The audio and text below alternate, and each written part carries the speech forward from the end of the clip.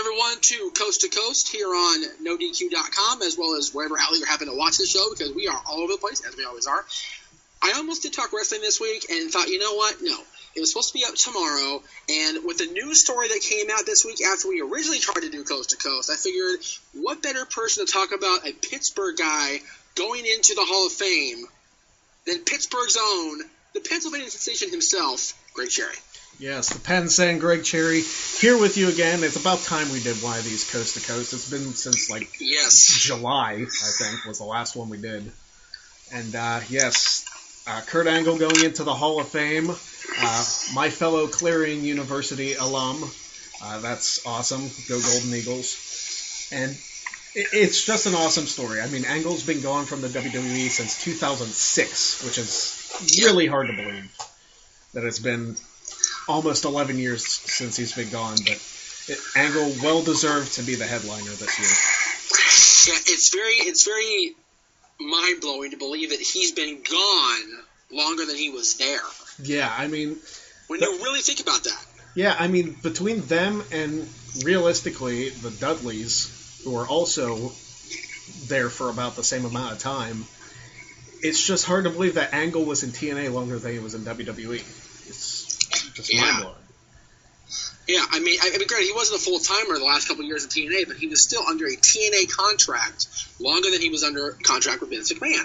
And for somebody that said he would never be involved in professional wrestling, it was beneath him, and that he was one of the gold medals, blah, blah, blah, here he is. It's been 21 years almost since he won that gold medal, and it's almost as if Atlanta's like in the back end of people's minds. Like, it's more about the pro wrestler than it is about the Olympic gold medalist. It is.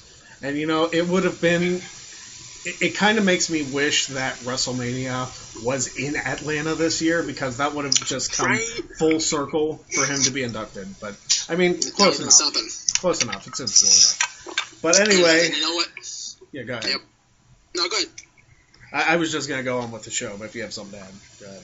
Oh, no, I didn't have it all. Go for it, by all means. Oh, cool. All right. So this episode, Jeff and I talked about for a couple weeks what we wanted to do with this.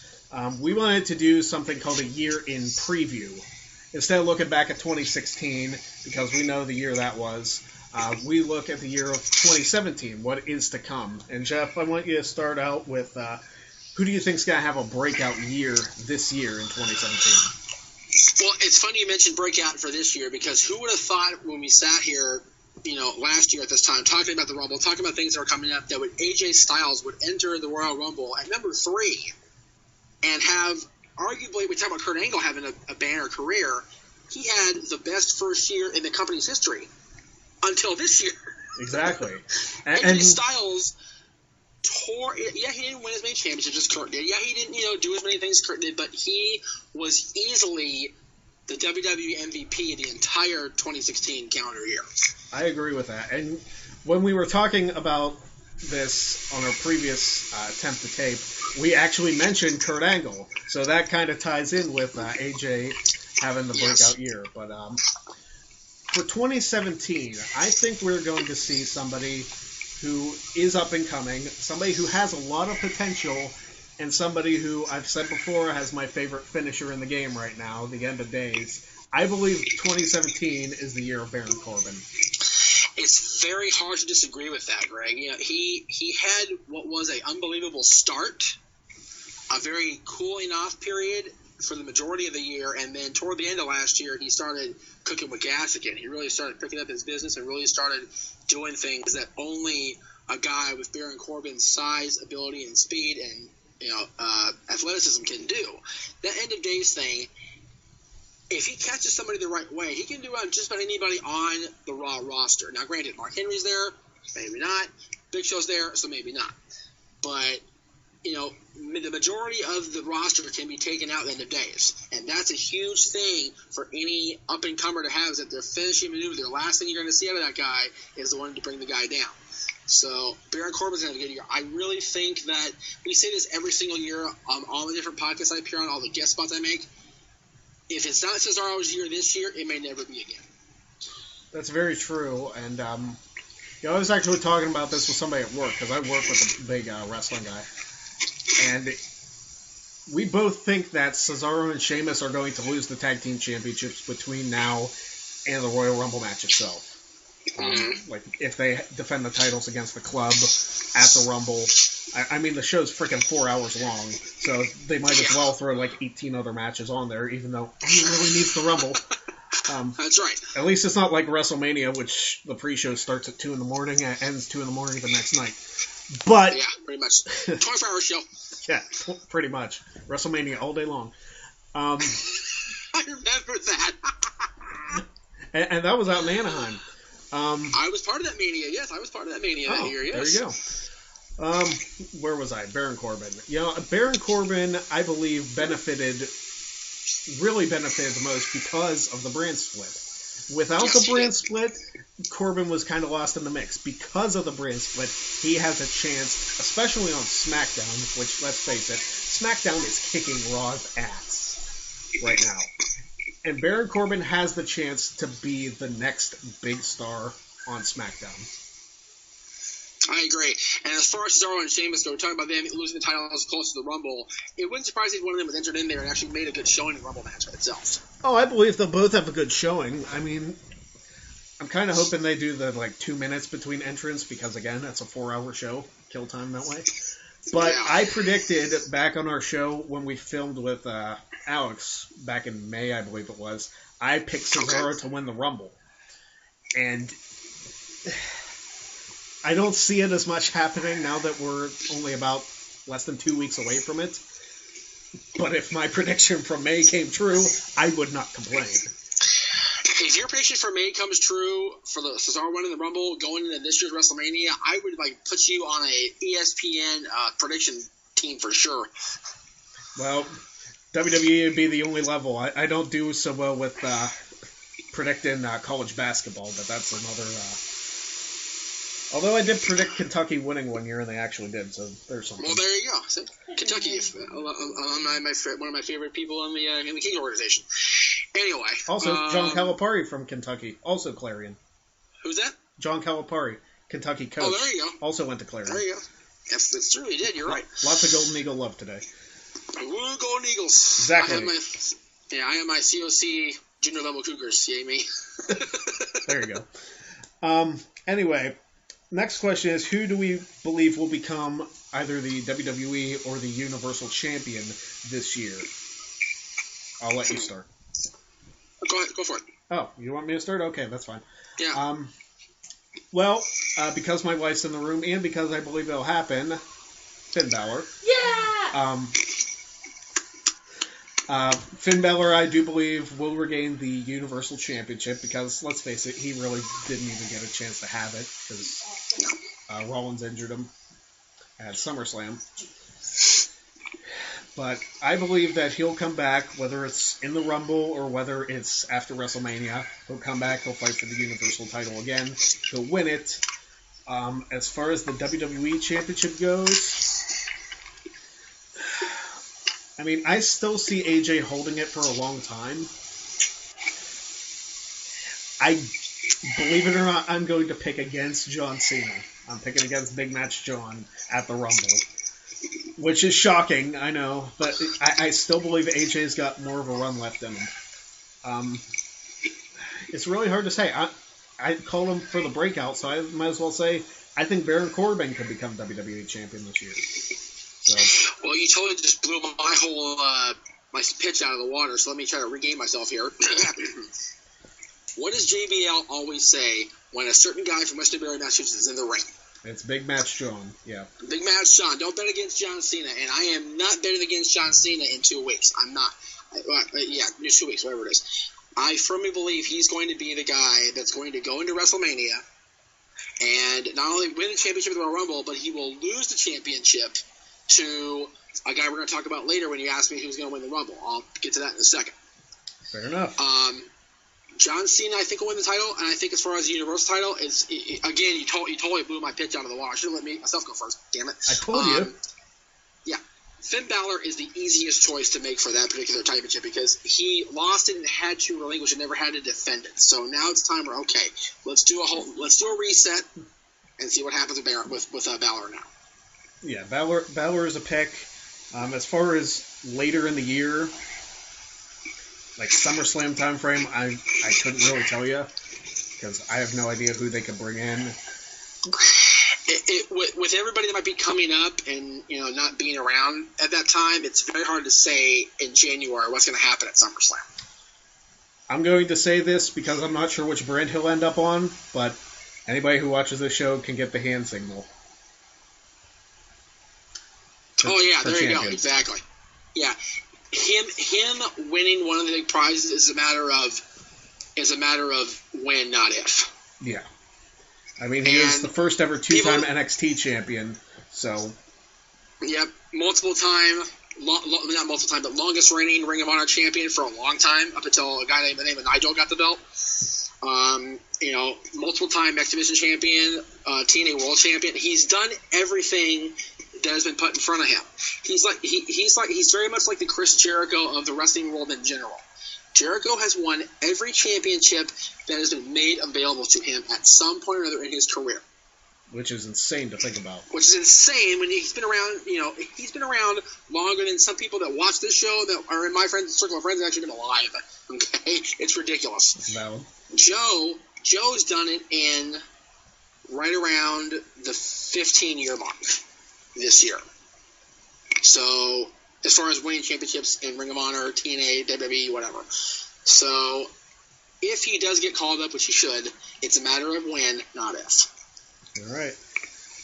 Well, we also have, as far as the year in preview goes, what major twists or surprises could be out there? I mean, that's a very broad question, and obviously we can't expect any surprises, but what do you think is going to be a big news item this year? Well, when we first did this, we were talking about Kurt Angle returning, and we lost that one. So he came back. So, yeah, so win for us. Win for us. Woo! It wasn't on air, so it doesn't count. No. I think I will be very surprised if the Hardys do not return to WWE by the time the year is over.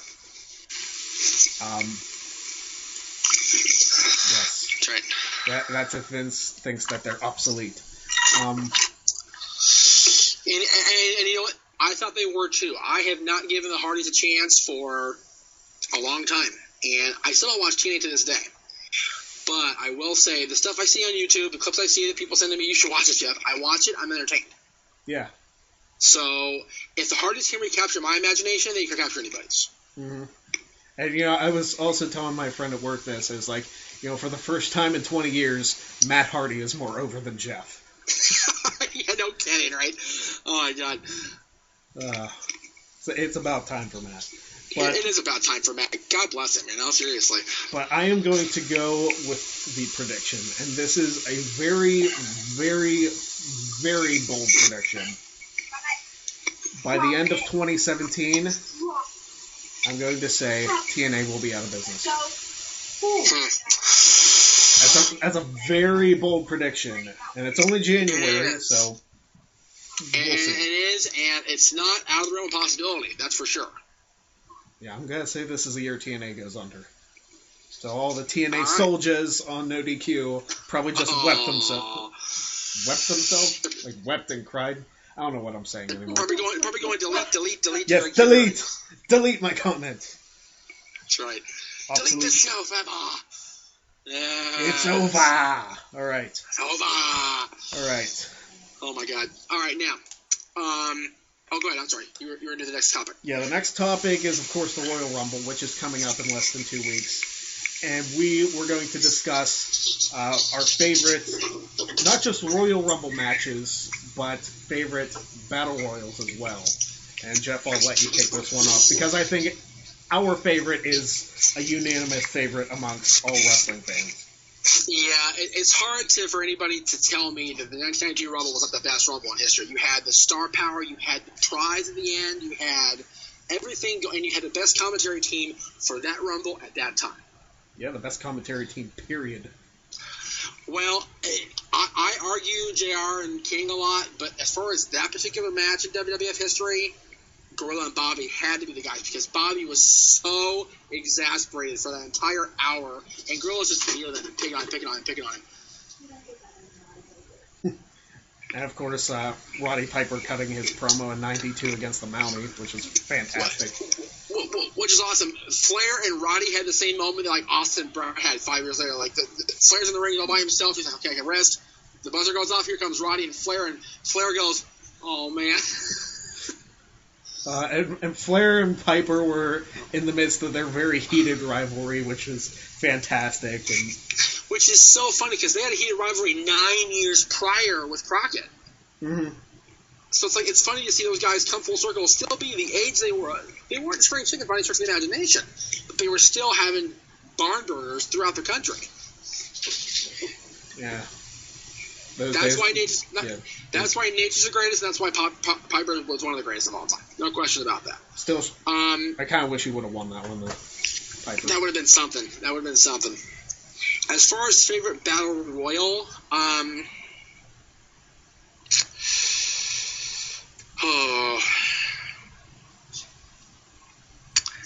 it's probably one that your fans will kind of go, huh? Until I tell them where to go find it. I forget what year it was, so forgive me on that. But out here, which was then Championship Wrestling from Hollywood, I think it's still called that now.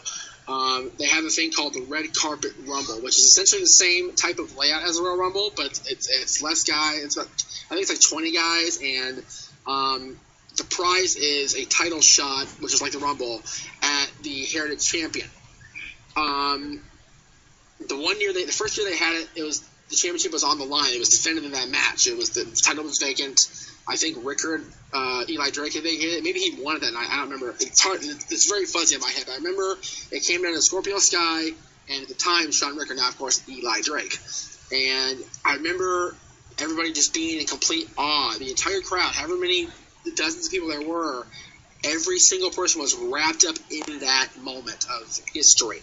Because Sky is one of the all-time greats to never have made it, and Rickard was on the cusp of it. He still had Percy Pringle with him.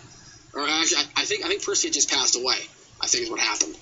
But in any event, those two guys and the whole rest of the field in that Battle Royal was something special to remember. To say that, I don't remember much of it now. But if you guys look up the Red Carpet Rumble and the history of Championship Wrestling from Hollywood, formerly NWA Hollywood, check it out. All right. I'd be biased and say it was one that I was in, but I was only in one ever that I booked. That's okay. So, well, it admittedly was not that great of one. So, I got my ass kicked for 2 minutes and then tossed over the top rope and landed on a concrete floor. So, yeah, fun stuff. So I'm going to have to go with 2 WWE Battle Royals. No World War III because those were collectors. No. Delete World War III. The Battle Royals I'm choosing, the first one is from 2003, when The Rock cut his promo on Toronto. God, yes. And then entered the Battle Royal. I mean, The Rock was on fire all night. He left the Battle Royal halfway through to do commentary, and then went back in the ring and got tossed out by Booker T. Which is freaking awesome for Booker T. Good for Booker. Yeah, it was, and he went on to get a title match at Mania, so good for the Bookman. Probably full white main event that night. King Booker. Before he was the king of the world. 2004 would be my other one, and of course this one happened in Pittsburgh, so natural bias. It was one of 2 matches on that show. It was a Battle Royal and the Iron Man match between Triple H and... that guy, yeah. You know what? I don't care. Chris Benoit. Chris Benoit That's and Triple right. H, yes. He's not going to be censored anymore. No deleting Chris Benoit. No deleting Chris Benoit. And you know what? He won a Rumble himself. We got to remember that. He did, in 2004, same year. So, that's right. The Battle Royal, won by Randy Orton. It came down to Orton and Chris Jericho to see who would face the world champion at SummerSlam, and that was a hell of a match. And it's a shame that what happened to Benoit did, because in the retrospective of Randy Orton, his first world title win isn't acknowledged, which is terrible because it really jump-started his career, number one. And number two, it was a great match. It was. It was such a great story to tell with Orton and Evolution and Benoit being involved in that because he lost title to Orton. And just the whole way that was presented was so well done. It's a shame now that that championship win at SummerSlam is now a meme more than it is a match. Yeah. Yeah. It's very sad. I mean, they acknowledge it on .com and, like, their deep archives, but... Yeah. It's been almost 10 years. I mean, we know what happened. We're not stupid. We know the 2004 Royal Rumble match happened, believe it or not. Yeah. It's like, just say it. That's it. Yep, I agree. Well, what's good is you can actually go on the network and see this stuff. You just can't do an active search for him, and his name doesn't show up on the little timeline thing when you're on the match. You have to, like, just kind of escape from the spot and go click. Oh, there it is. Yeah, so, pretty much. But you know what? Hopefully, the kids of our generation that are kids now, like my son, I think Chris Benoit is. I made it a point to show him videos of Chris Benoit from back in the day. I don't tell him about what happened later because that's just not, for an 8-year-old that's kind of hard to process. Right. But, eventually he will know. Mm-hmm. And we're not going to go anyway, off. Yeah, we're not going to go off on our Benoit tangent like we did the last taping. So. Yeah. No, God, please. So that brings us to this year's. Well, actually, no. Our favorite Rumble match moment, I guess I should say. That comes before who our pick is to win this year. So I'll let you go first with your favorite Rumble match moment. It's so funny. You think about this year is 30 years of history. Because it goes back to 88, which... Stay tuned for that. But when I think about the Rumble, I think about a record that stood for almost 20 years of that 30 years. I think about a guy who walked into the Rumble and got eliminated within 2 seconds, and just big, the Warlord, and he 2 seconds in and out. Like, okay, why would they even bother doing that if they're just going to have him? What's the point of pushing this guy and giving him some sort of character career if they're going to jam him out in 2 seconds in the Rumble match? And that was his thing for 20 years. He was the guy that went out of the Rumble in 2 seconds. Until we had a guy who started out really big, started out really great, as a fan from Milan, and now his name in the record books will say more of 1.9 than it was a Milan Miracle. Yeah. 1.9 seconds Santino Marella in the 2009 Rumble, out of the 2009 Rumble. It's hard to believe 2 years later he almost won the freaking thing. Right? Wasn't that scary when he came in? Like, oh god. Well, that was back when I was a Santino fan before I found out he was a giant douche. Yeah. You've heard that story. I what's funny is people got on Cornette so much about him, and Yeah, after listening to Cornette's side of the story, it's like, you know what, Cornette? I get it. I get it, Jim. I hear it. Yeah. I'll explain that one to you later. But I don't even care. Oh, okay. I just think proud of the fact that I called him a douchebag to his face. That's true. We were on WWE.com for like a brief 5 seconds, but it's okay. That's true. My favorite Rumble match moment, I'll go with two. One of them is a personal bias because I was there for it to see Kevin Nash enter the Rumble in 2014. Now, was it Kevin Nash or was it Diesel? It was Kevin Nash in 2014. Okay. And also, I guess you could say seeing CM Punk's final WWE match, which we didn't know at the time. This is true.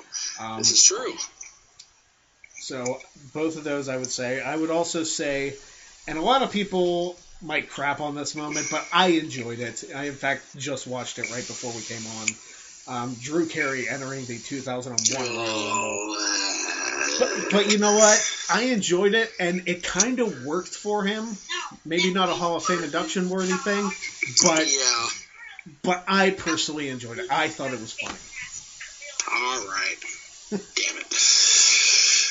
All right, my goodness. So now we go to where I was jumping before. Who is our pick to win the Rumble? And we have, so far as of this taping, Wednesday the 18th, there are 18 guys in the Rumble, and legitimately, I could see any one of them winning it. Which is awesome. It's like, that's perfect. Yes. I want 30 guys who I think can win. And they have 3/5 of the field filled. It's like, you know what? Even if it's a member of the New Day, I could believe it. Exactly. So. Exactly. Well, I mentioned I was going to talk about my winner of the Rumble after we talked about, championship wins the big match, John. I think John's going to win the Rumble, win the match, the title match for WrestleMania. Excuse me, God, I knew that. And then I think personally we're going to see the Undertaker repeat 10 years later, and then he will go on and lose to John Cena at WrestleMania. Ooh. See, I don't remember who I picked. Not the other day. It's been a whirlwind the last few days. Yes, Hall of Fame. A whirlwind. What did I say? Okay. First of all, I do not have Cena winning the title, so there's that. Right, you don't. Finn Balor is gonna come back. Jen predicts Finn Balor's going to come back and win, which is a possibility. It's a very strong possibility. I'm down for that. Actually, you know what? I think I did pick Balor. I think I did pick Balor to win. Yeah, she mentioned him. I think you did. Yeah. So, there you go. We agree. I did pick Balor the other day. That's right. So, I predict Finn Balor to come back. It wouldn't surprise me if he was one of the first guys out there. And actually, still coast to coast? Because go coast to coast. Haha! There you go. And keep plug. Because there hasn't been a Rumble winner from the first 10 spots since Orton did it 8 years ago. They've all come the second half of the Rumble. It's like, geez, where's the love for the early entrants? But I believe that this year will be an early entrant, and it will be Finn Balor coming back, full demon makeup. And, I'm all about it. Yep. Yeah. And that's not to mention who else could make an appearance in the Rumble. Oh, yeah. And it has to be number 10 or it makes no damn sense. Yes, Ty Dillinger has to enter number 10. The perfect 10 has to be number 10. Otherwise, it's completely wasted. Yeah. Otherwise, it's one big delete. Just delete. It's over. Yeah. Delete. Over! Lots of broken Matt Hardy talk, and it's all about WWE. That's right. So, here's where Jeff has the opportunity for me to put my foot in my mouth, because I challenged him to give me 5 questions. 5 questions. 5 questions with the champ, or the chumps, whichever. Royal Rumble champ. Yes, the Royal Rumble champ. Depends on how this goes. That's right. 5 questions about the Royal Rumble event and the match itself.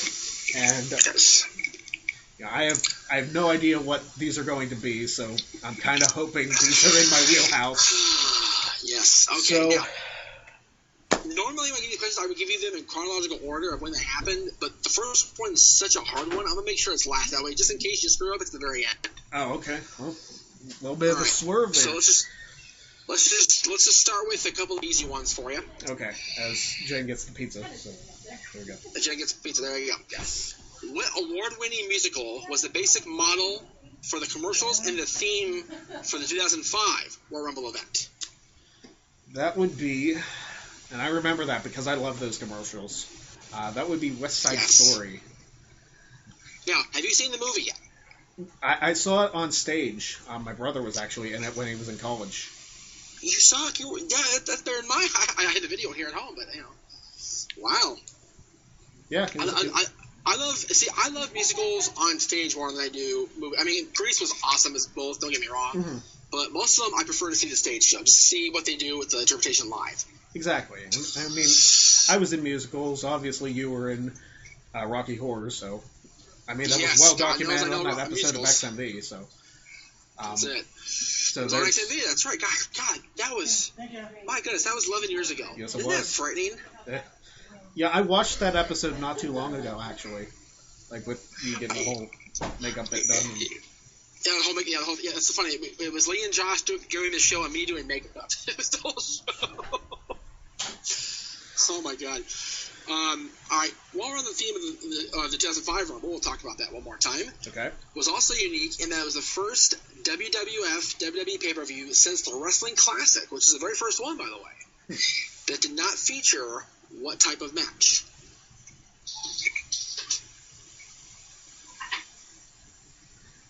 I feel like this should be like blatantly easy. But... Yes. Yeah. I don't think that the 2005 Rumble featured a tag team match at all. Yes. Yes. I was spoiled again. I was trying to remember who were even the tag team champions at the time. I think it was Big Show and Kane before the Spirit Squad won at WrestleMania. Nah, that was the year after. No. No, 2000. You're talking 2006. They were tag team champions. Oh, that's right. You're right. Yeah, because the Spirit Squad debuted in 06. Well, now I'm gonna look. It's gonna bug me. Hang on. 2005. I believe the Bashams were the tag champs on SmackDown. Now, you know what? Going to 2005, the Bashams beat RVD and Mysterio when Rob got hurt. Yeah. But who were the World Tag Team Champions? I'm checking. I am man. doing my best to get this done quickly. Was it La Resistance? I can't remember either. No. Wait a minute. No. It was Because that was after Eugene got hurt. Oh, it was actually it was Eugene and Regal right before the Rumble, and then Resistance, Conway, and Grenier beat Eugene and Regal. So it was La Resistance, okay. And neither of them were in. Because Coach replaced Eugene to help screw over Regal. Oh. Okay. Because Eugene's knee was hurt. Yeah. Remember, because that year meeting he came out and did the whole thing, and then Hassan Dewari came out, and then Hogan came out and saved him. Yeah. Mm-hmm. Yeah. Okay. All right. So there's those two you got right. Okay. Here we go. It's common knowledge that the winner of the Royal Rumble receives a shot at the world champion of his choosing at WrestleMania, and that this practice officially began in 1973 when Yokozuna won the big main event. However, this is not the first year the winner of the Rumble found himself in the main event of WrestleMania. What year did that happen, and who was the champion of the Rumble? What year did it happen, and what was the second part of that? What year did the winner of the Rumble... It was in the main event of WrestleMania, and who was the winner of that Rumble? Oh, who was the winner of the Rumble and what year? Okay. Right. Well, the first year it happened, it was 1990. Thank you. And the winner was the then WWF champion Hulk Hogan. The only time a champion has ever won the Rumble. Whether it be WWF or like any other champion. Yeah, that's true. Very true. All right. Well, we mentioned Rob during the 2005 questions. I have an RVD Rumble question for you. Okay.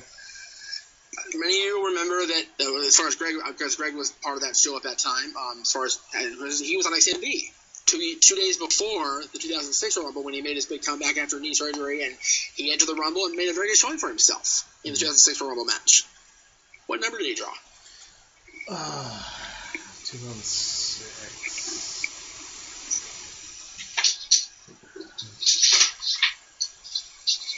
I'm trying to remember because I know Michael Cole made like a big deal about like introducing him on commentary, like introducing the number. Yeah. It was number. I'm gonna say it was number 20. Oh my God! Yes. 4 for 4. Oh my goodness. 420 RVD. 4 for 4. 420. Ha. Yes. I did there. Question 4 was number 20. I didn't do it on purpose. I didn't. No, really. that's very good though. Yeah, I did on purpose. Anyway. All right. Here's the one that's gonna get you. I tell you right now, if you get this one right, I quit. I'm done doing Rumble trivia with you because I can't handle the pressure. Fair enough. Who was the very first WWF superstar to be shown in the ring at the 1988 Royal Rumble event? Oh, man, I was hoping you weren't going to ask about 88.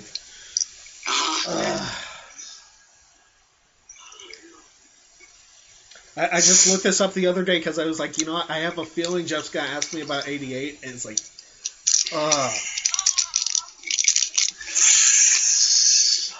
And you're not asking the first entrant in the 88 Rumble. You're asking the first person on the show. On the show, period. Besides Vince and Jesse, obviously. Although the guy's music was playing while Vince and Jesse were talking, that helps.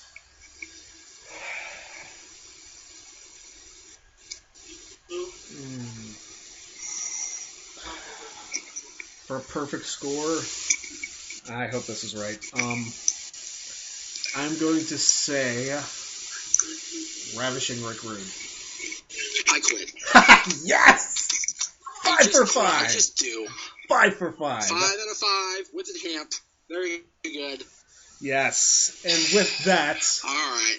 With that victory, I think we should close down the show. I think we should too, because Lord knows I'm getting frustrated. Maybe next year, Jeff, you'll get me. I'll just have to study the first few Rumbles more. What we should do is just make it like every year I get you for the Rumble, every year you get me for like the championship or something, just to make sure throw each other off. Try to. Sounds good to me. All right. All right. So Greg, any plugs you want to give before I send them off? Twitter, Instagram, @PASensation for both of those. I'm kind of active on there. Not a whole lot, like social media wise, other than those two. But if you want to ask any questions for the next Coast to Coast, you can hit me up there. I'd like to do a question segment on Quick Picks. That's coming up for the Rumble next week. That's the little 2-3 minute show I do every month before the WWE pay-per-views. So check that out also on this YouTube channel here on WQCAW. I'm hoping in the next couple of weeks, my poker league is coming to an end here for the season shortly. I'm hoping to start next season with a poker podcast yet to come. So that's not wrestling related, but it's something if any of you are interested in poker. I actually had Aaron and Mike Nagel here for Backlash, and I kicked their ass in poker, and so Jen. But also, with that poker podcast, my wife wants to plug her blog that she's going to be started soon, and all of that will be coming here in the near future. I'll let you guys know. Sounds good. And on my end, of course, Twitter @_Jeff Meacham. Instagram, same thing, _Jeff Meacham. Find me. If you want to buy one of these, a little bit easier right here. It looks way better than the one I got on because that's professionally made by Pro Wrestling Tees. That's ProWrestlingTES.com. You can find the link on my Twitter and on my Instagram for this particular shirt. Buy one for yourself. Buy one for your friend. Hell, buy one for your enemy just to go, ha, I got one, you don't. And get them out there. Wear them to WWE shows and get the logo out there. And Vince will go, what's that about? Yeah, there you go.